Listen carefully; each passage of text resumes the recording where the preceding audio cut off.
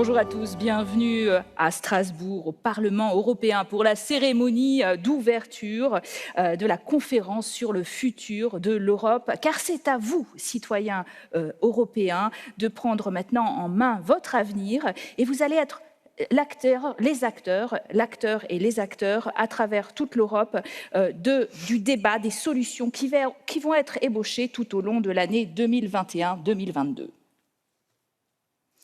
Welcome on this 9th of May, this Corona-Proof Europe Day, the day that more than 70 years ago marked the beginning of the idea of a European Union with the Schuman Declaration, the day that symbolizes Europe's striving for peace and unity. It's a work that's still in progress. Like Rome, Europe was and is not built in one day. L'Europe ne se fera pas d'un coup, c'est ce que disait d'ailleurs Robert Schuman. Et aujourd'hui, nous allons vous l'illustrer, vous le montrer. L'Europe ne se fera pas d'un coup.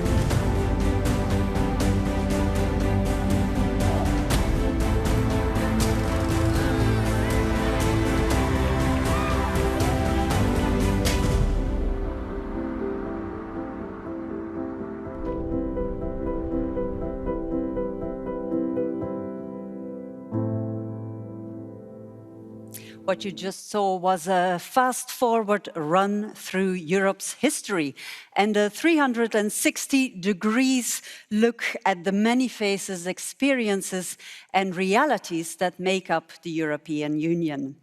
It's been and still is, in a way, a story of hardships and dreams, of setbacks and achievements.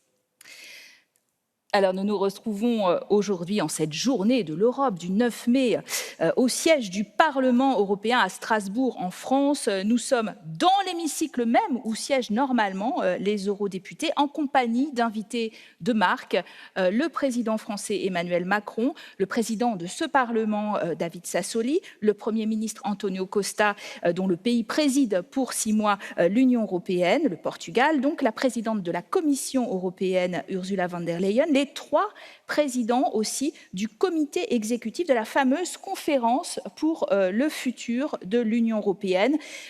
Présents avec nous également 27 étudiants Erasmus. Et puis vous distinguez sur vos écrans les 27 ministres des Affaires européennes et 500 citoyens qui nous accompagnent. Autant de bonnes fées qui se penchent sur le berceau de cette conférence composée d'une série de débats, mais également de discussions menées par les citoyens. Elle devrait permettre à chacun de partager ses idées et surtout de façonner notre avenir en commun, notamment via une plateforme numérique en 24 langues.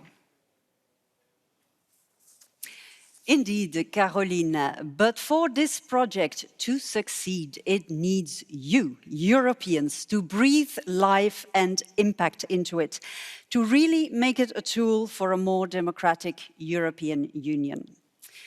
COVID laid bare weaknesses of and in the EU these past few years or months at least, but it also highlighted some strengths and room for improvements. The pandemic may well inspire a wide range of suggestions for change. Today, the political leaders of the EU are present here, and they're here to tell you, to explain why and how they started this conference, or conversation if you like, and what it should lead to. Et nous commençons par accueillir le président Emmanuel Macron, certainement très heureux, ce président français, que nous nous retrouvions dans ce siège du Parlement européen qui n'a pas pu être investi par les députés européens pendant un an en raison de la pandémie. Monsieur le Président, à vous la parole pour ouvrir cette cérémonie et peut-être nous dire aussi un peu votre vision de ce futur de l'Europe.